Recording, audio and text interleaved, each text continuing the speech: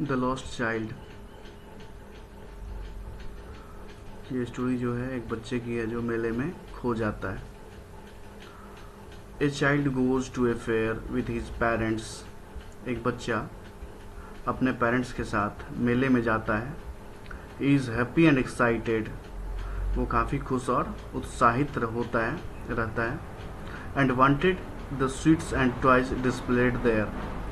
और वहाँ पे जो स्वीट्स और टॉय डिस्प्ले किया हुआ है बच्चा उसको चाहता है। But his parents don't buy them for him. लेकिन उसके पेरेंट्स उसको खरीद नहीं देते। Why then does he refuse when someone else offer them to him.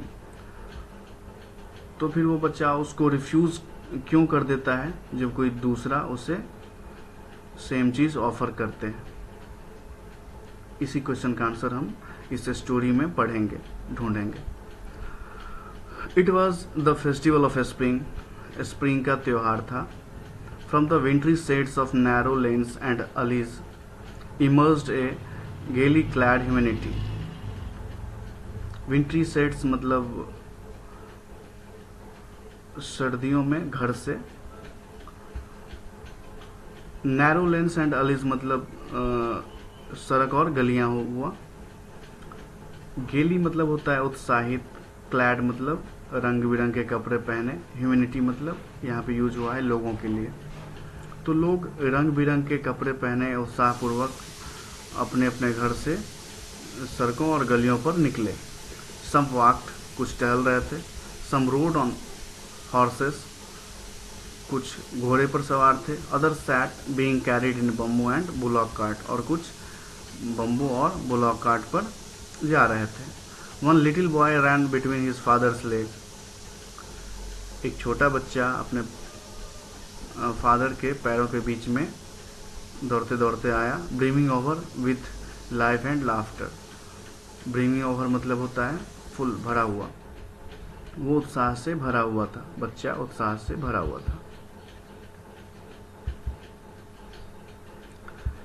Come child come called his parents as he lagged behind, fascinated by the toys in the shop that lined the way. As he lagged behind, fascinated by the toys in the shop that lined the way.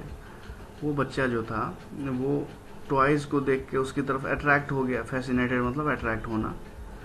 जो दुकान में खिलौने सजे हुए थे उसको देख के बच्चे अट्रैक्ट हो गया। इसी वजह से ही लैग्ड बिहाइंड, वो पीछे रह गया। तो उसके पेरेंट्स आवाज़ दिए, कम चाइल्ड कम, आओ बच्चे आओ। He hurried towards his parents. वो जल्दी से अपने पेरेंट्स की तरफ आया। His feet obedient to their call, his eyes still lingering on the receding toys. उसके कदम तो उसके पेरेंट्स की तरफ बढ़ गए, लेकिन उसकी आँख अभी भी छूटते हुए खिलौने पर अटका हुआ था। बच्चे का आँख अभी भी छूटते हुए खिलौने पे अटका हुआ था।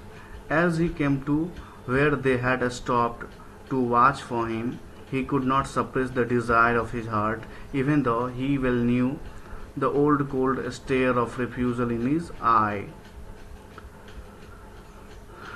जैसा कि वह अपने पेरेंट्स के पास आया जो बच्चे का वेट कर रहे थे, तो पेरेंट्स के पास आकर वो अपने दिल की इच्छा को दबा नहीं पाया, अपने हर्ट के डिज़ायर को सप्रेस नहीं कर पाया। Even though he well knew the old cold stare of refusal in their eye. Old cold stare ये नॉन वर्बल कम्युनिकेशन है। इसका मतलब हुआ कि old cold stare of refusal मतलब कोई अगर कुछ बोल के मना ना करे, उसकी आंख को देख के पता चल जाए कि वो मना कर रहा है, तो वहाँ पे यूज़ करते हैं old cold stare of refusal.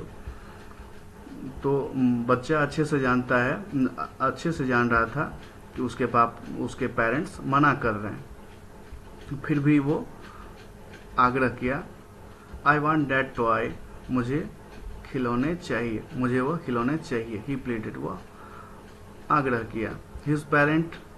His father looked at him red eyed in his familiar tyrant's way. Tyrant's मतलब होता है तानाशाह।